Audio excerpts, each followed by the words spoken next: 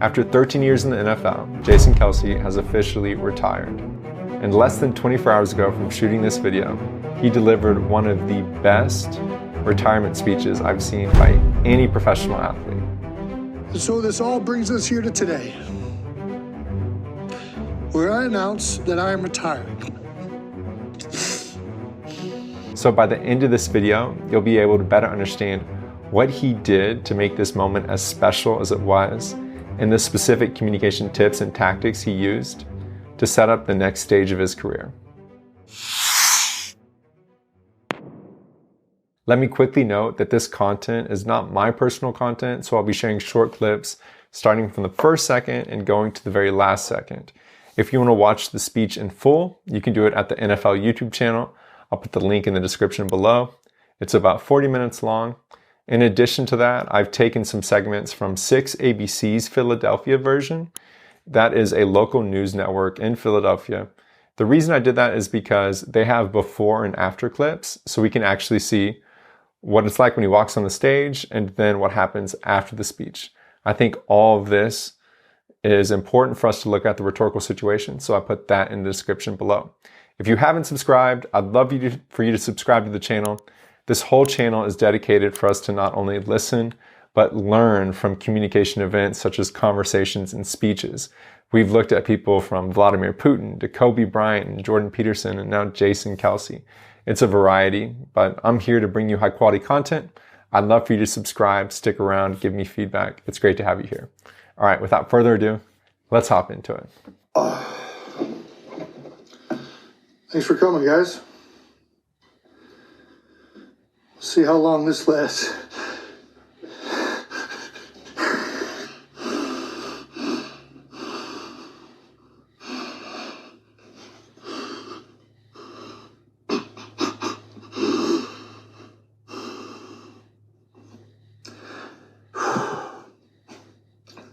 Not a good start. There we go. So the first 30 seconds already tells us this is going to be an emotional experience. The very first thing he says is, we'll see how long this lasts, which indicates to me he's been thinking about this. He knows that it's going to be hard for him. He walked up with his phone. He spends a lot of the speech looking down at his phone, which tells us that he has his speech written out. I'm a total fan of that. I think whenever you know it's going to be emotional, it's great to script stuff. You want to make sure you don't miss stuff. You want to make sure you don't forget to thank certain people. And when we get emotional, we can try and go off the cuff and try and superhero the whole thing. And then we look back at it and we're like, dang, I should have stuck to the plan. So I'm a big fan of him having his phone, being able to look down on it every now and then. The rhetorical setting, he's sitting in what looks like to be a room a bit bigger than a typical media room. A lot of press there, the bright lights. That can feel kind of isolating. So it's a big deal for him, but also whenever you're talking about it and the lights and cameras are on, it really feels final.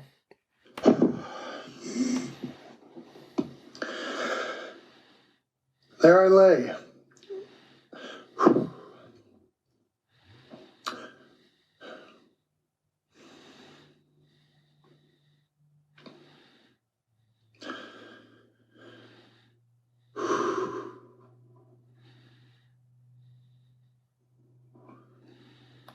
Something important for us to note is that this isn't a question and answer press conference. So a lot of times athletes will do post-game interviews, things like that. And the questions is what sets the structure or the direction that this is taking. He is talking for 40 minutes. No one's going to interrupt him.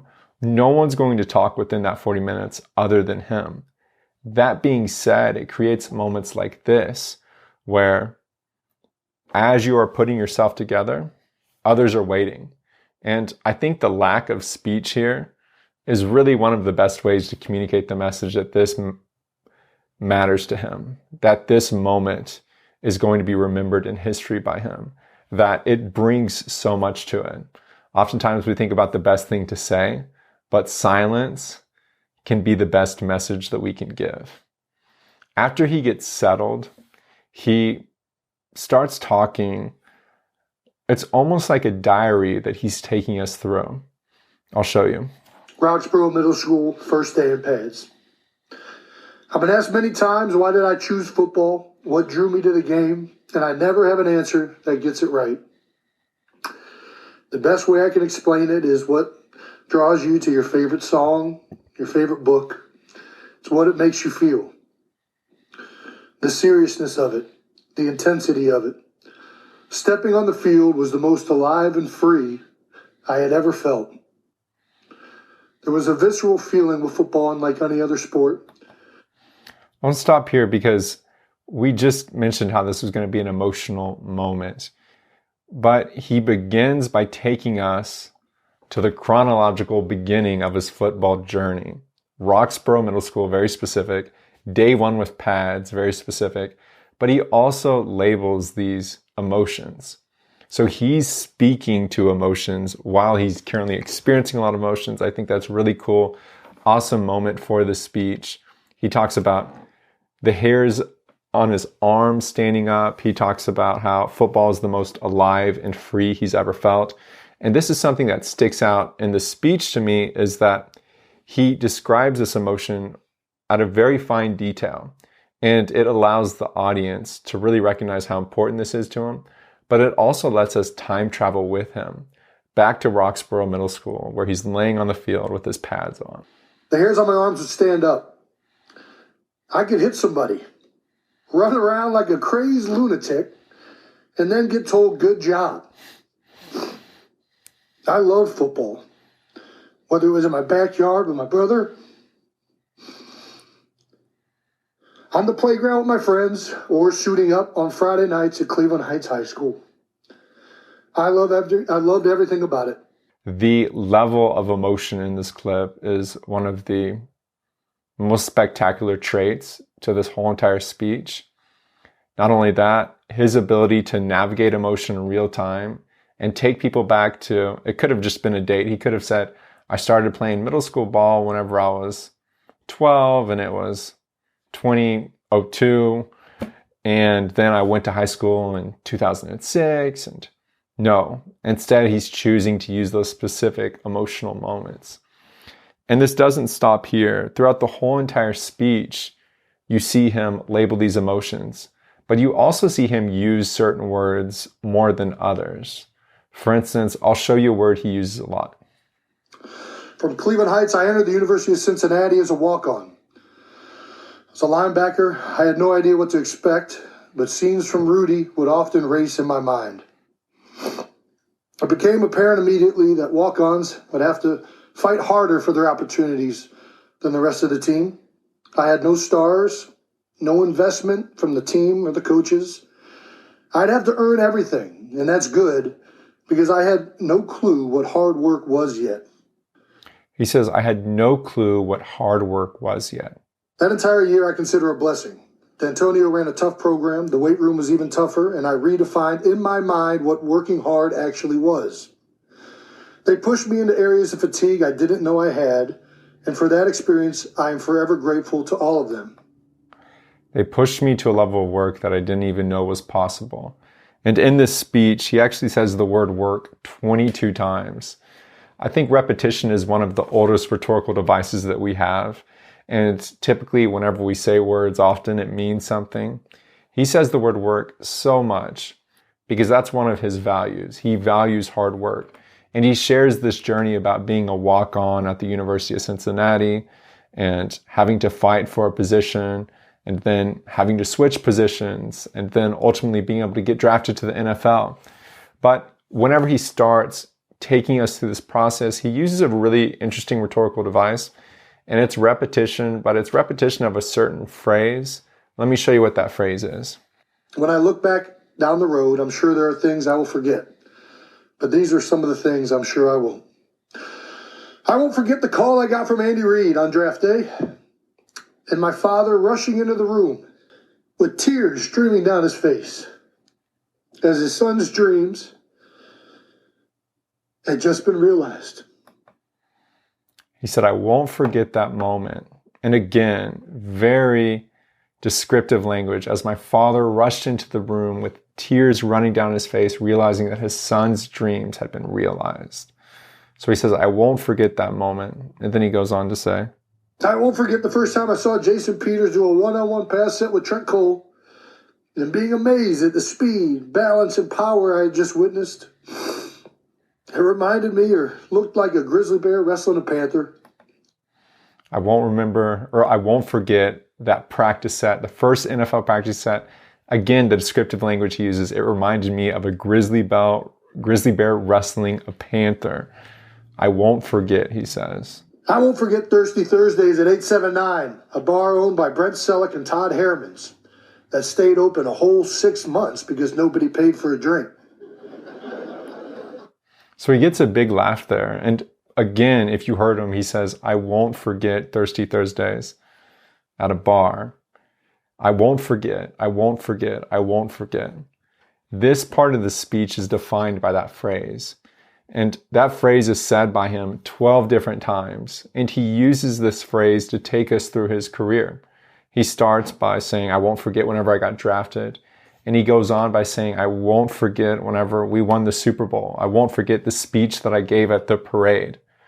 And this I won't forget structure, what it does is it gives him a way to navigate his career. And you have to have this. It's a necessity.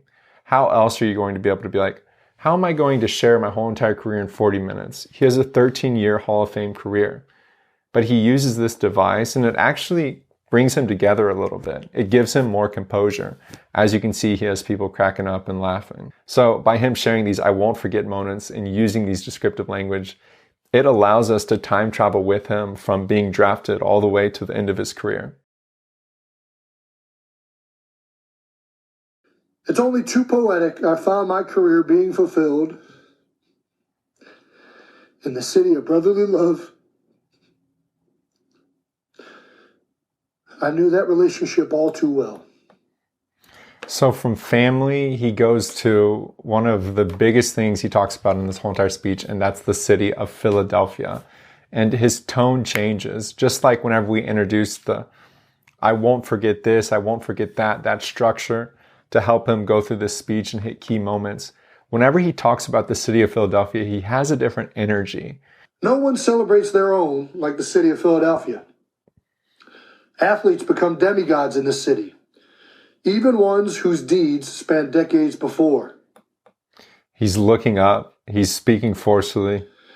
The Eagles are the number one ticket in town, the most talked about thing at nearly every moment. With that amount of attention, you better be ready to overcome the lows that will happen and be ready to persevere in the face of the criticism. And this is a wild change to me because he's channeling a different energy here. It's almost like he's a promoter of the city of Philadelphia. This shows how much the city of Philadelphia means to him. And as he ends his speech, he doesn't end the speech thinking about himself. He ends the speech thinking about how Philadelphia was so important to him. He says thank you to countless people. I looked and he says thanks 23 times. He says thanks individually to over 40 different people. He's promoting the city of Philadelphia. He's speaking with pride. The boom in his voice is there. It makes sense that he's talking about how incredible this city has been. And this level of energy is so cool to me to see because at the very beginning of the speech, we saw him bent over crying, saying this isn't going to go well. And here he is bragging about the city that he's been able to experience. He shares this quote that really ties all of this together. Second stout quote of the evening: no man is an island. We must draw our strengths from others. After thanking all these people, he ends the speech by thinking about others. He says, no man is meant to live on an island. I won't forget the Eagles' Christmas party in 2014 and heading out afterwards with a bunch of my teammates to Buffalo Billiards, where my life would change forever. That night, I'd meet my future wife.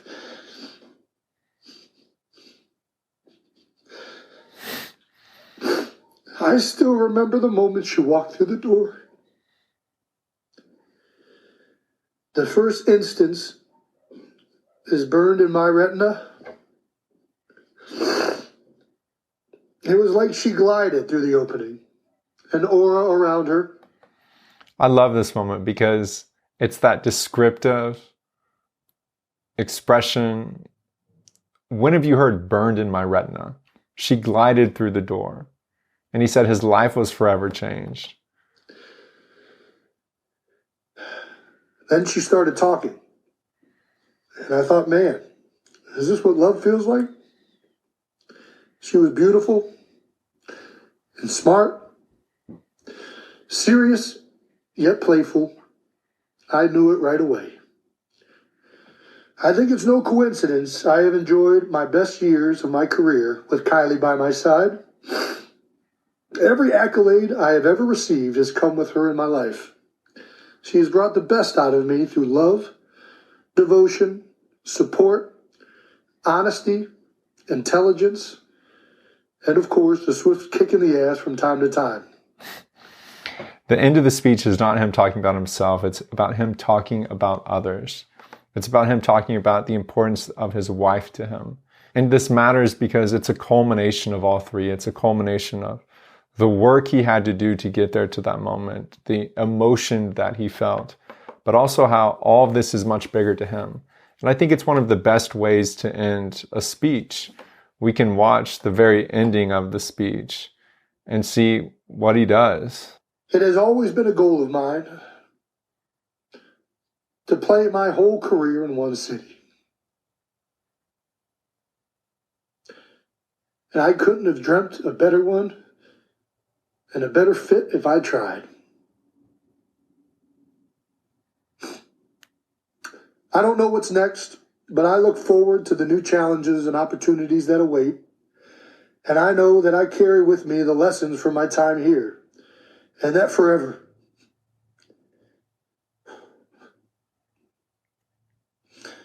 And that forever we shall all share the bond of being Philadelphians. That's all I got. That forever we shall share the bond of being Philadelphians. That's how he finishes. He drops the title of being an active NFL player, but he never leaves the title of being a Philadelphian. It makes me think about when U.S. presidents give their farewell speeches. They often say, I will always be a citizen of the United States. I may not be the president, but I'll always be the citizen. And it's identity. You're relating with the audience. You're saying, I'm one of you all, and I always have been, and I always will be.